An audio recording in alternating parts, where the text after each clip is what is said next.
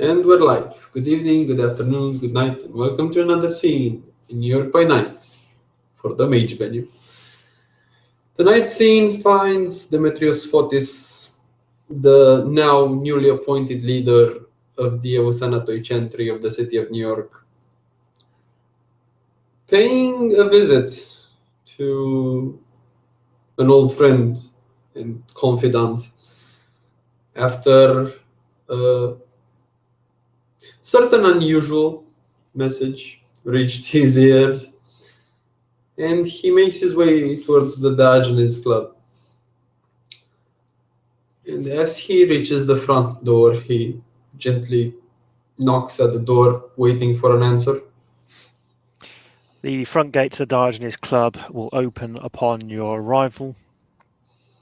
There is no challenge or ward that you feel when you come into the grounds, and the main door will open for you as you approach. If you enter, there's nobody around, although the entranceway is warm and still heated. Lights are on. You do hear what sounds like a boiling kettle or something, an activity that's going on in the kitchens to the right, or the famous meeting grounds of the Diogenes Club. Dimi enters the hallway and closes the door behind him, and as he enters the hallway, you can hear him slowly speaking to himself. Think of red, think of red, think of red, think of red. And slowly making his way to the kitchen, repeating this little mantra he made for himself.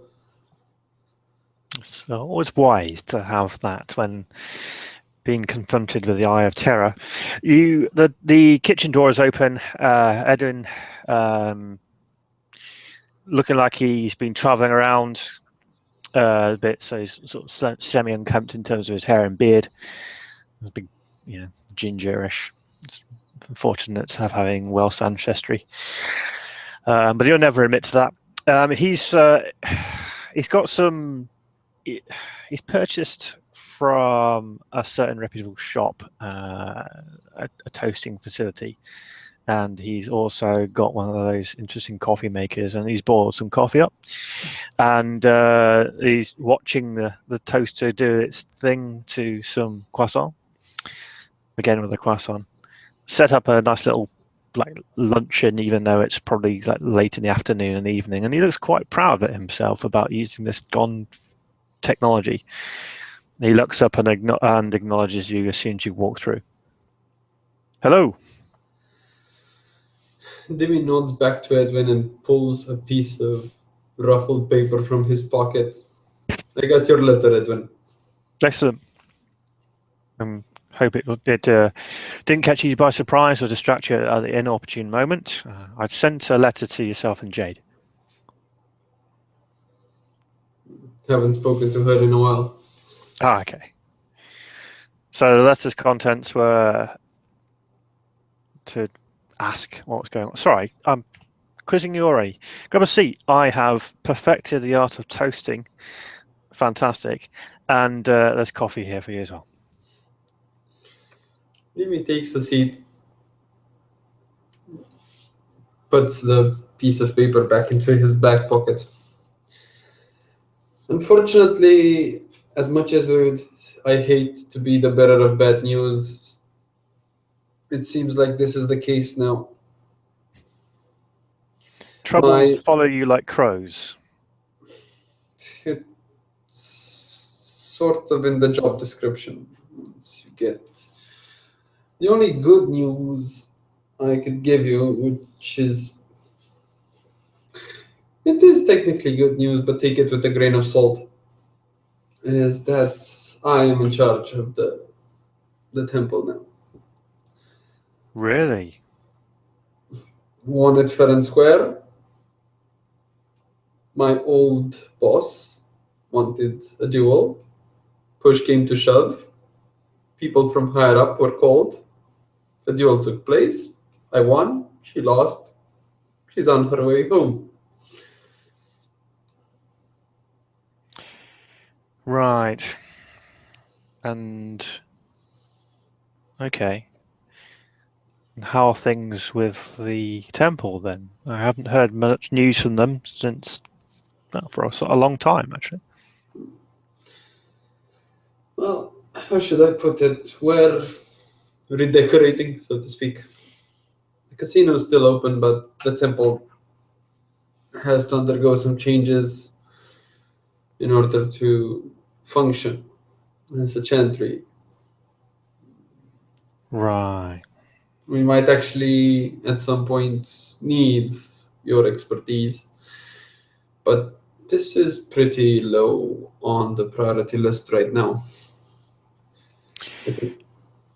Well, yep. Here to help if I can. It seems to be something I'm here for.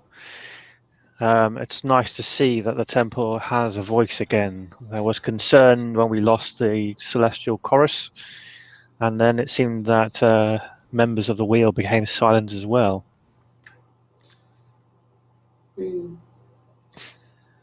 We sustained our casualties, and I will not lie to you, but we are licking our wounds at the moment. Hmm.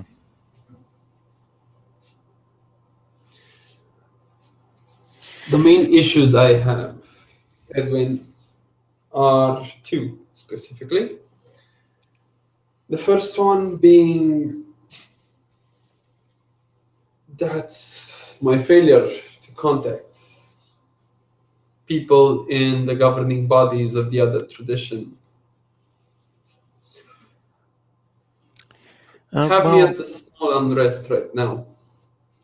I don't hold you accountable for that if what you say about having to place your own house in order is correct, and I don't have any reason to doubt that's the case.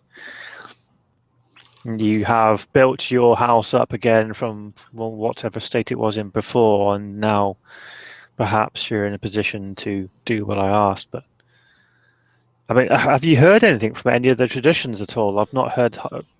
All I've encountered are, apart from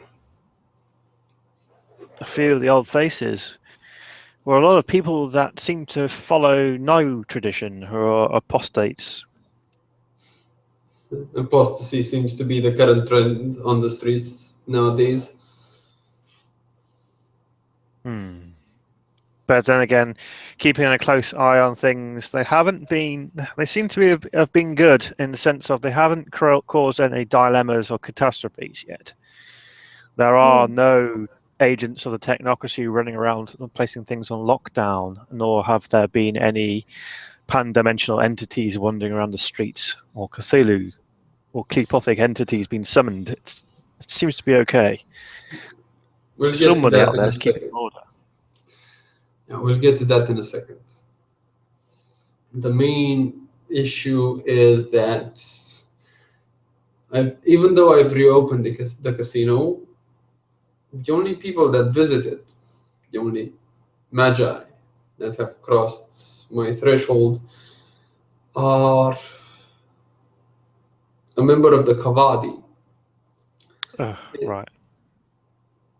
Yeah, I tend to the old term of dream speaker as well, but apparently they get offended nowadays by it. And the second one was a young Akashic. I think he was fresh off the boat. All things pointed that way. And I gave them what they seemed trustworthy enough. Hmm. I let them know that their superiors should be informed about our little initiative. Hmm. And I've extended an invitation to the higher ups of those respective traditions. But other than that, my initiative, if we'd call it this, landed on deaf ears.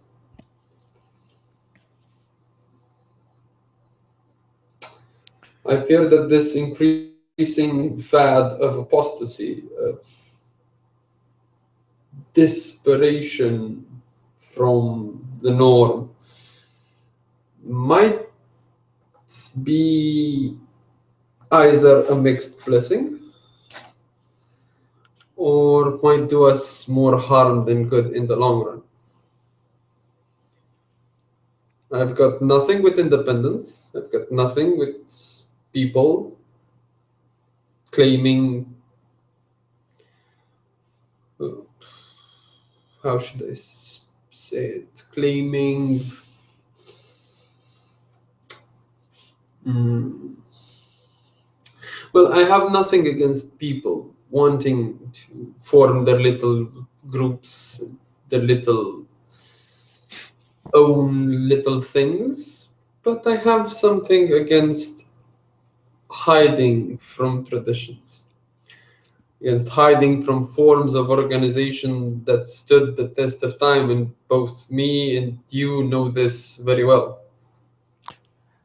Okay. Well, I mean, yeah, the order has codified magic and the words that we use for it now to standardize it across the board. So we're aware of tradition and its meaning. I haven't spoken to the ones that have chosen not to follow a tradition.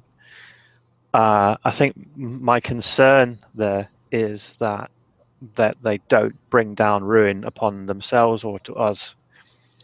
Uh, I see the need. I don't see the need to force them to fall into the paths of tradition, because we all know how well, we all have our own beliefs how the universe works and how we manipulate it, and it would be like trying to force another religion on somebody that's already chosen a path. But I do share a concern in the sense of they feel that they don't answer to anybody, and that I wouldn't say that they disrespect the foundations and traditions, but a lot of the regulations that we have in place are to keep them safe. There is, of course, another solution to this issue. Keep them busy, keep them unified, and, well, keep them on guard. Yeah, I have no plans of entertaining misguided children, Edu. Not at all, but they must, if they don't acknowledge the tradition that you hearken from, they must acknowledge your accomplishments and the power that you wield. And it's a very difficult, and it's a very compelling argument for someone who's a strong disciple or an adept or a master that says something to them about the nature of the world, about something that's going to happen, which they need to band together and fight against. I had hoped to use the threat of some other bigwigs with much more traditional and dogmatic approach to how things should be, from coming in and sweeping over and taking control of everything and taking over everybody's rights to self-determination, all the American bullshit that they seem to fill people's heads with over here. Don't get me wrong, Edwin. Tradition and dogma are not the same thing. You've known me I for did not. quite a long time, and you know, though, even though I'm traditional, I'm by no means dogmatic.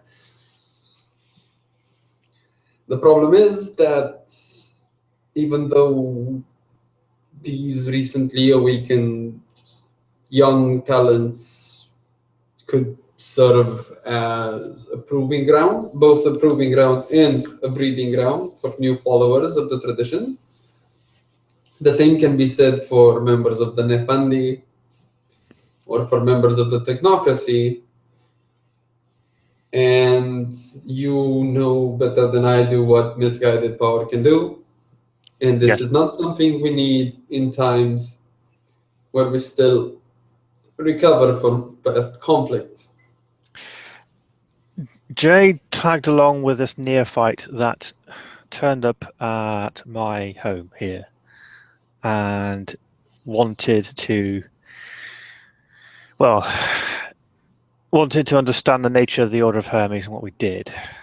And I demonstrated how I saw magic. And I demonstrated that in such a way that they needed a seat afterwards. They were quite blown away by it.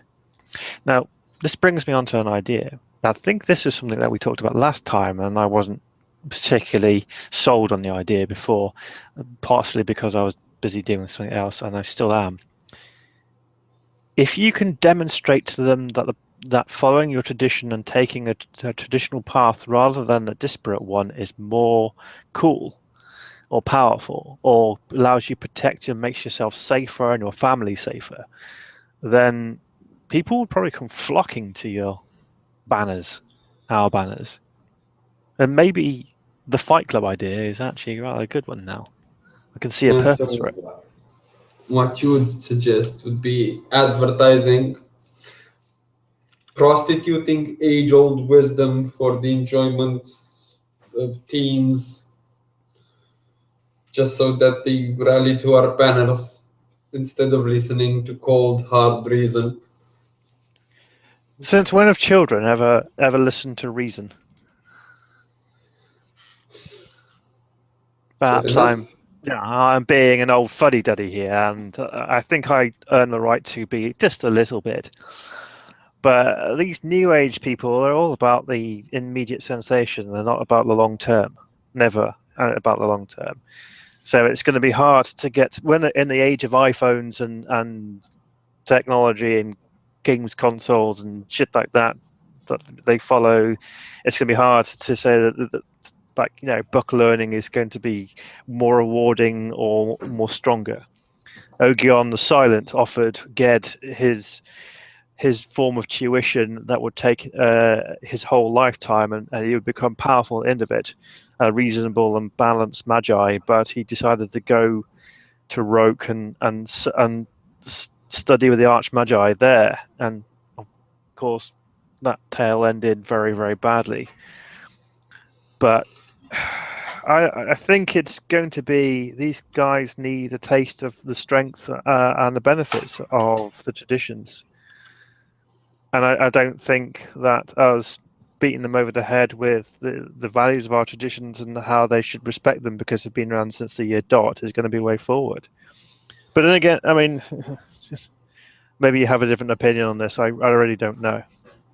In all honesty, Edwin, the main problem is that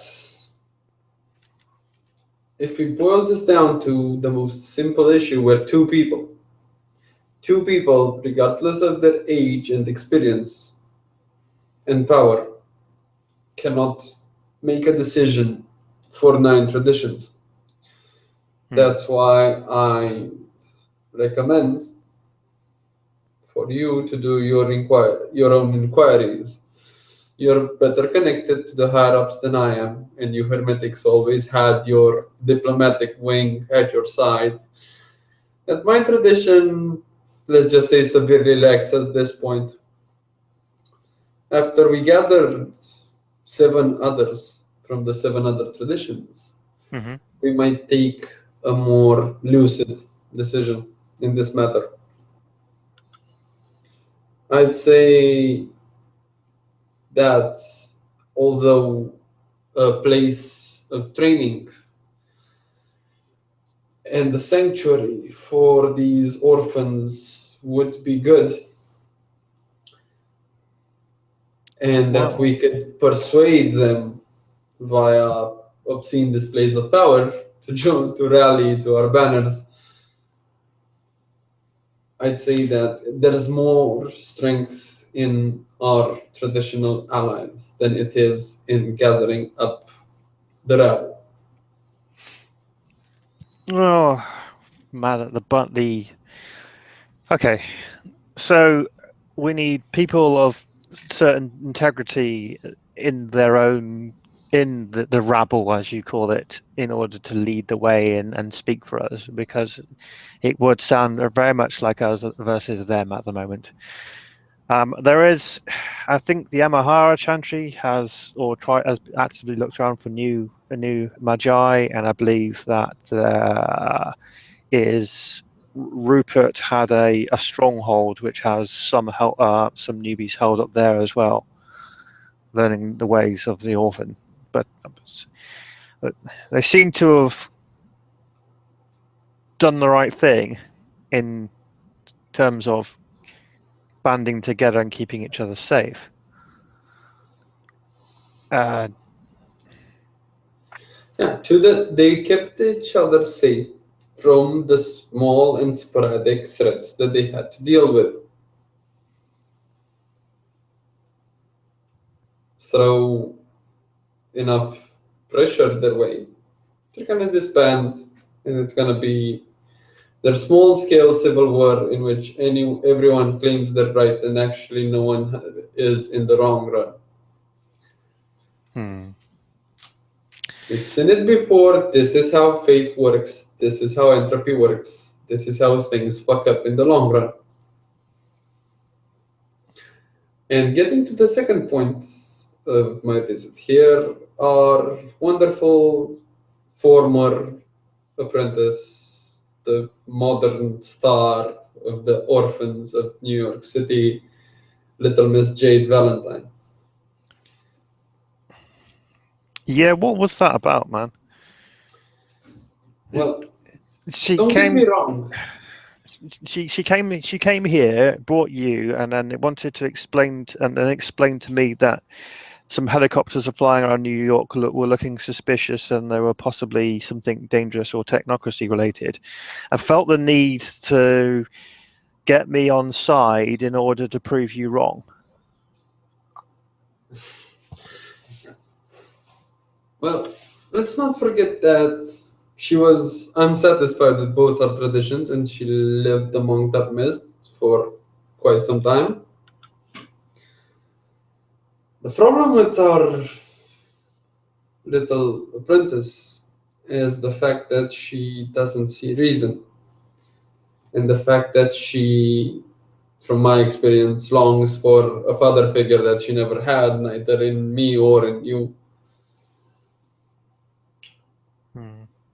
The biggest issue I have with her is her temperament, combined with her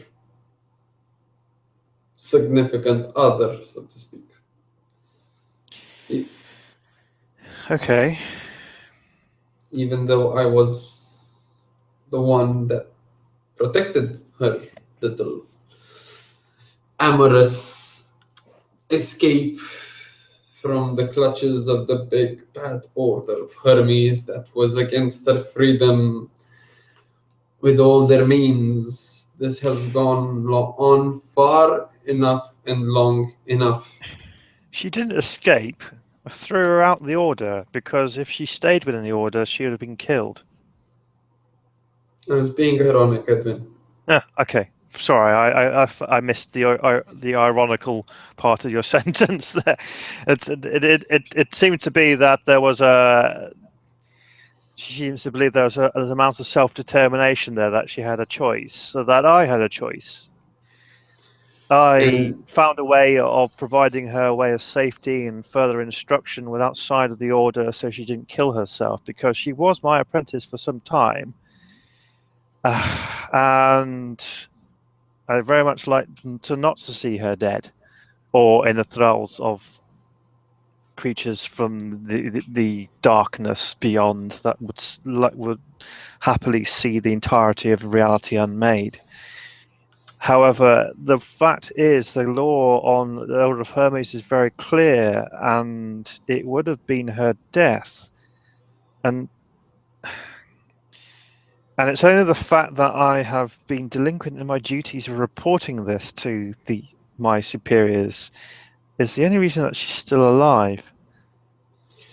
Don't get me wrong, protecting her little escapade didn't do me any good. And you see Dimi brushing his hand through his hair and revealing gray streaks of hair. I had to pay for her little romantic escapade, and I paid long and hard. But this is not the point. The fact that she's committed to this relationship with this Daniel, whatever he may be, is means for concern. We've been known to fraternize and ally ourselves and even intertwine our destinies in the long run with both the changing breeds and the members of the Fae and so on and so forth. But let's not spread ourselves too thin. The fact that she's in constant relationship with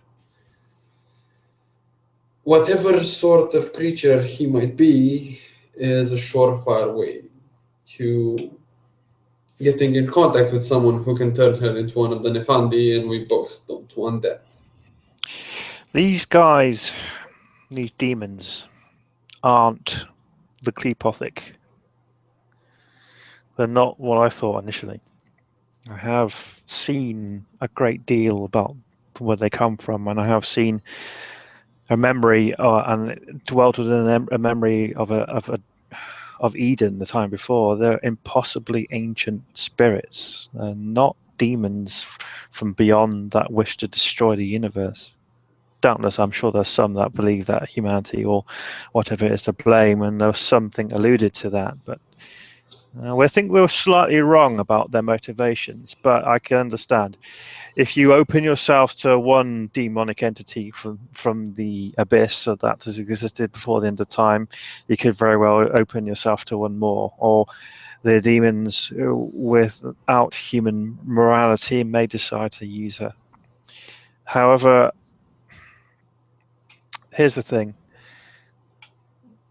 Miss Valentine has been spending far too long doting over her partner. Her magical duties aren't as strong as they should have been if she was still under tutelage from a master. It would be unfortunate. However, I do not doubt that should she fall, then there would be one of us with the unfortunate duty to stop her and destroy her partner. Yes, the problem here is that this little tie of hers goes both ways. She is as enthralled by him as he is enthralled by her.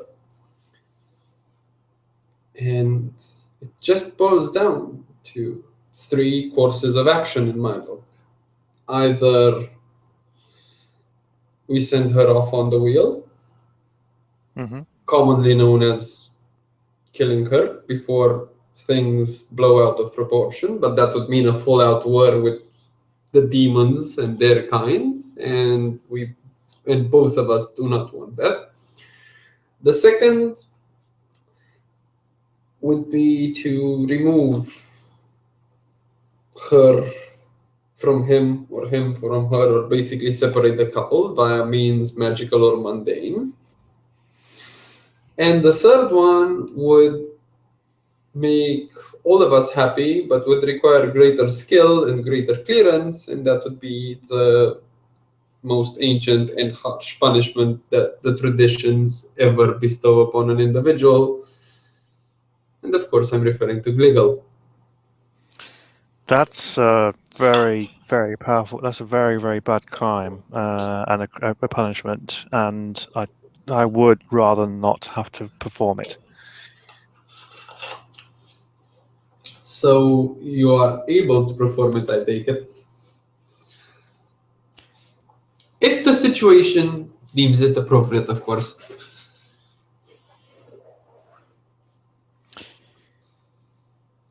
Yeah, look, any of the options that you chose there, unless it's the demon's own options, if we take an action against her now through either punishing her with Gilgul or sending her on a wheel, as you politely put it, it would mean conflict with the fallen, because doubtless the fallen would, who's doting on her, who's in her partner, will go to his superiors, and then there'll be an argument, and then it will be a problem. We could have hostilities, and I prefer to keep the balance. Our actions in this need to be to Let's see what diplomacy can achieve first.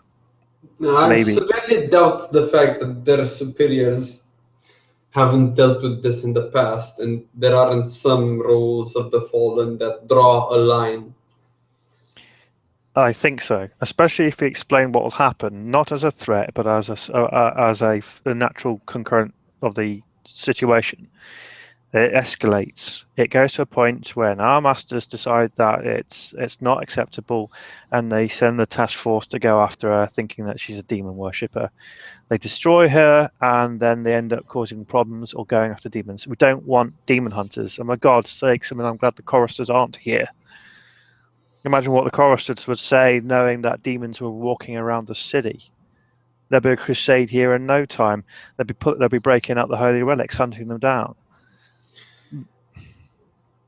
That's why I like our traditions better. We tend to see reason. Well, I won't say the choristers would be completely reasonable in that situation. Hey, And what we're talking about here is murdering our former apprentice and or destroying her partner.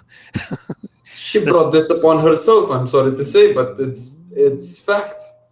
Okay.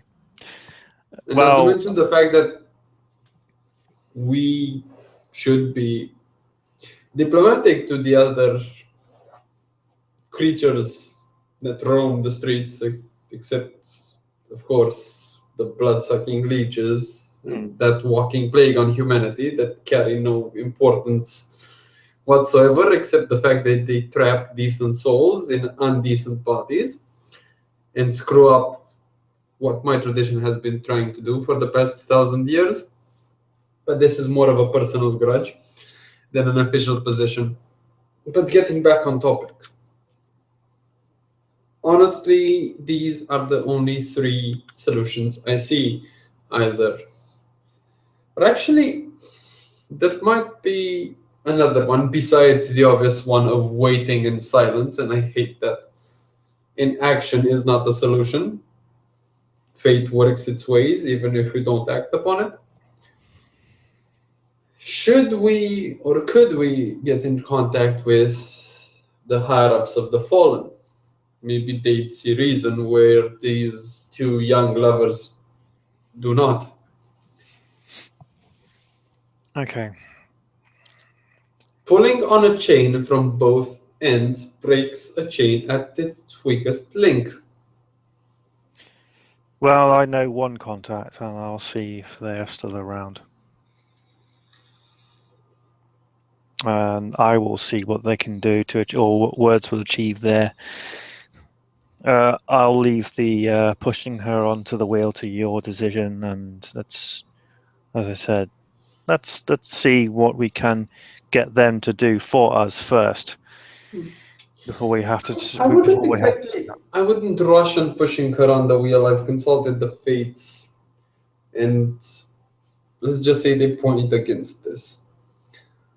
And even though I hate to admit it, she has potential. She'd have great potential inside one of our traditions. She'd have even greater potential if she'd be one of the rare ones that train with both.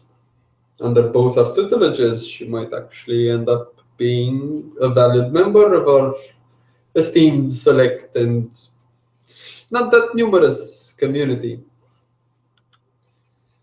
The problem is that something must be done and something must be done fast, because if things escalate, we're going to have another trouble on our plate, and I'm not looking forward to trying to rebuild my chantry a second time in the course of the same year.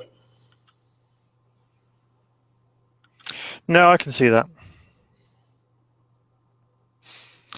Okay. Well, yeah. Let's start with one option first. I mean, there's some other things going on that you may not have been aware of if you haven't ducked your head into the spiritual realms. Some time ago, a great powerful spirit entered this city, the domain of the city. Aeon level, as we call it in the Hermes, a god called Wendigo, as the name goes. I heard it through the word of mouth. But there was much fear, and all the fire spirits disappeared. It was very cold, and the whole umbral realms were snow and ice. I've heard something about it. I think you mentioned this Wendigo before. Yeah, I think I might have done. Yes, sorry, it's been some time. It's gone now. I never had to raise an army against it, which is fantastic. But it's a concern that we don't have big guns ourselves. There has been something that's been kicking off in the realms of the fair folk. The fucking fae again. Some ancient evil that is coming, and it's causing storms in their realm, which is spilling over into ours. So That's the reason why I don't touch the Fae with a 10-foot pole. I don't trust them, I don't like them, I don't deal with them. If it comes down to trying to connect with allies against a greater evil, I'd go to the werewolves, honestly. They seem more trustworthy. I've seen a small glimpse of what their spirit speakers can do. And they have a more strict adherence to a code of honor and well-being that I can resonate with in certain aspects. Okay. We've got a bunch of shit going on here in the city and around it. We don't want to open up a war on the front of the demons, but neither do we want to have our superiors come in and take control of the city. For some unknown reason, the politics has shifted in the other parts of the world now, and people's eyes are focused on this city. It wasn't a strategic asset before, but now it is. Why do you think I ended up where I am now, Edwin? I'm a field agent. I've always done my work in the field, and now I have to answer to questions from officials, both magical and mundane. I have to file paperwork, and sometimes, and you should be surprised of this, I even have to wear a suit. And this kills me deep inside. I have no issue with dealing with anything that might be a street level threat, and I am more than happy, and I volunteer as hard as I can and vote with both hands for helping you get bigger guns. But once our foundation is undermined and we count the people we can trust in our traditions in the city on the fingers of one hand, we need to focus our attention towards other aspects. Well, I don't see any other way of doing it though, apart from threats or showing them how good that it is to be a tradition. Actually, the only way we can, and it would be both a display of force, though it would be in bad taste, to say the least, would be to bring a threat upon them. A threat that forces them to see our way, a threat that forces them to rally towards a higher purpose that would fit them in one of the traditions. Okay. The nine traditions are not formed on words alone, or sympathies, or pantheons of God that 20 people just happen to pray at. They're formed on the fact that they engulf the largest, broadest spectrum of worldviews that are out there. I see where you're going with this. In between. There's not much in between. Yeah, we have, how should I put it? We have uneasy members in each traditions, and not all of us strictly cling to all the nooks and crannies of the codexes of laws that our forefathers placed above us. And I pray you not forget the fact that it's the Hermetics mostly that adhere to endless codes of laws. We on the other traditions tend to be a bit more lenient. And there's room under the sun for everyone. The problem is with these orphans, and the problem that I see is that they have no higher authority, no higher wisdom, and no person to contact when the proverbial shit hits the fan. Well, maybe they should start to work on codifying their own magic then, becoming a unified group. And if they become... Don't give them ideas, Edwin. For the love of Oh, the God, don't give them ideas. They don't need more organization. They need our organization. That's how we survived over the centuries. And orphans, even though they sporadically showed up here and there over the centuries, are not a unified force right now. and I don't disagree with that. But what you're proposing is to give them an enemy that they can fight, and then to prove that as. But that's fine. I can get behind that. And I know you. What do you have in mind? Well, I wouldn't exactly send something. I'd send something that we could control but couldn't be traced back to us. At least not until everything is settled and the point remains mute. You do, okay. So a conspiracy then, a conspiracy to threaten through or demonstrate through external forces how the danger how dangerous it can be to be without to be fatherless or without a tradition, and to protect you and the ideals of the tradition. Okay. And it has to be something that we can control. You do realize that if this ever came out, then we would have a revolt on our hands and we would never have the city again.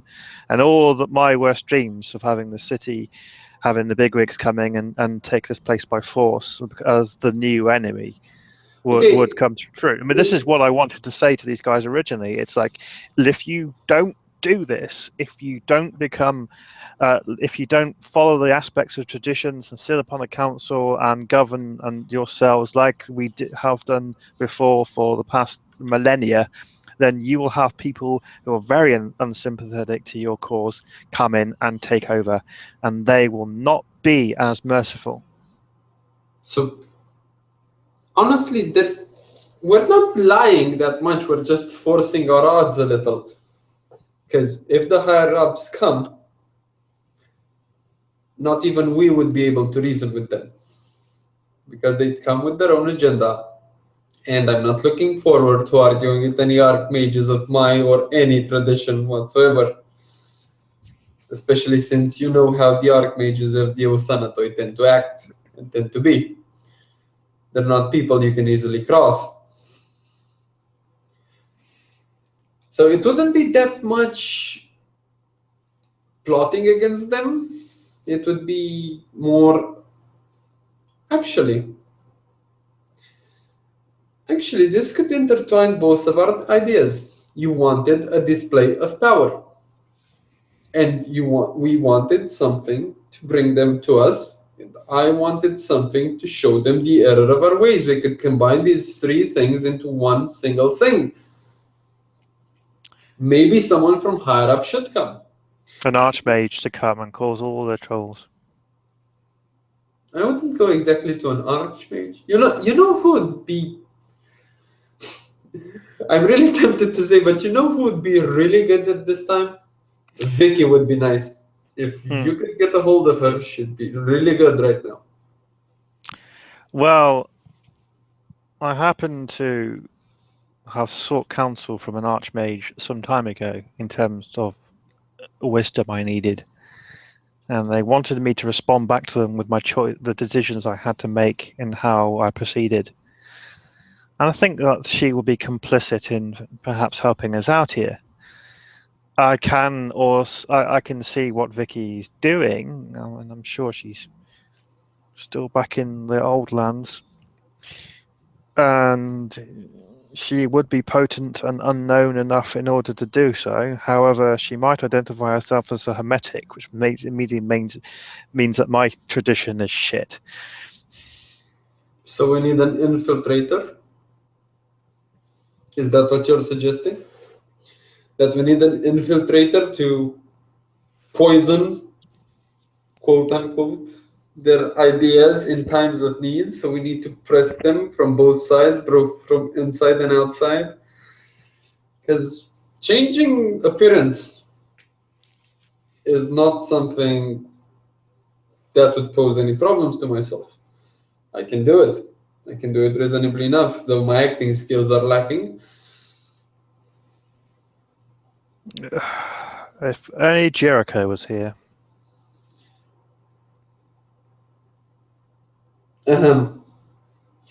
Are you meaning to say that Jericho was able to do something that I am not? Are we not members of the same tradition?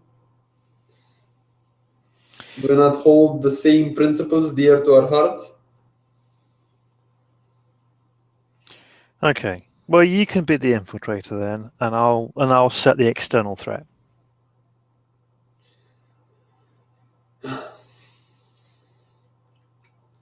Yeah, the problem is that I'm gonna need time, and we're gonna need a story, and I'm gonna need you to help me with some of the covers. Whatever power I can muster, I will help. I'm sure we can come up with something. You can pretend to be one of these disparate orphans that have, I don't know, a new form of magic or an old form of magic which gives you power, but you're young and inexperienced and have dangers and things like that. And of course, they'll all sweep in to try and help you as soon as they can, and you may unleash hell upon them. In the Well, meantime, I can have I'll chase up. That's more work for me to do, and it's all diplomacy, which is irritating, but has to be done. would you Okay. rather have it the other way around? No, well, no, because I can't change my face. The problem is, Edwin, that I need someone who's more than capable with mind magic, with mind work. Because this is where I find my skills really lacking, to be honest. And if I am to adopt a new identity, I need my whole mind reworked as well as shielded. Yeah, I can do that. Because I'm a bad liar. Most of my diplomacy was handled with weapons. Gunboat diplomacy. Then, Yes. okay, so so we can do this. I I can. change. Okay, let's boil it down to the most simple issues because I have matters to attend to back home. Hmm. I change my face, my mannerisms, my general appearance, my tone of voice. I make myself unrecognizable. I use my knowledge of Prime to change the way my aura looks and is perceived, and you rewrite my whole memory into this new persona and shield my mind from any external attack, and place a trigger, and when the time's right, you just snap your fingers, and I get back to being jolly old Dimifotis, and everyone's happy, and our point is made. And we reveal to these younglings the truth of our actions and the fact that we kind of screwed them over, but our point still stands. Well, I would rather not go to the route of saying that we are culpable for that. But I We mean, show them something that could legitimately happen, and we show them that we made it so that it happened in a safe environment where they were in no real harm. And in yeah, our absence, that harm would have been real, and the consequences would have been much more dire. I'm less keen on taking the rap for that, but I agree to certainly agree. Okay, so that's plan of action. You change your face, do some of the legwork in terms of getting yourself some social security or whatever you need to. I will build you a mind. And in that element, there'll be an imperative of having power and controlling and loss of control. You'll have control, your understanding your faculties, and the shields will give you protections from intrusion, so they don't see that you're actually intentionally doing this. But the background history and stuff will be genuine, so you'll have a new life story. So, if you wouldn't mind, Edwin, I'm gonna go home, wrap up some things, make sure that the Chantry can run without me for some time. And I'll get back here with some of my personal belongings if you don't mind me booking a room while we work on this little charade of ours. Sure. I get it that we have a deal, and Demi extends his hand. Perfectly. We shall weave a story for them. A story that doesn't have any overt harm, but can understand the nature and offer a parable lesson. I don't see. I would prefer us not to reveal our hand because it sounds a bit like Jeremy Beadle's Gotcha. But I think we can do. I think we can do really well, at least to get you inside and have you start to change or erode some of their sensibilities. And I'll work on an external threat or a challenge from our superiors, which will again demonstrate the need to have an organization look into the form of a tradition. Well, then, might go home and start packing. Demi gets up from his seat, finishes his coffee, nods to Edwin, and waits to be seen out. Edwin will hesitantly at first, but then he'll get up from his seat and he'll walk Demi out, seeing him out of the grounds of the Diogenes Club, and sending him on his way. Evil thoughts, and a conspiracy in order to show those who are young and opinionated, almost like teenagers, the value of respect traditions. There could be a great deal of interest that's going to be happening in the Mage venue shortly. Well, let's hope that one of the interesting things doesn't include outright war with the demons of the ancient world. And here we end our scene.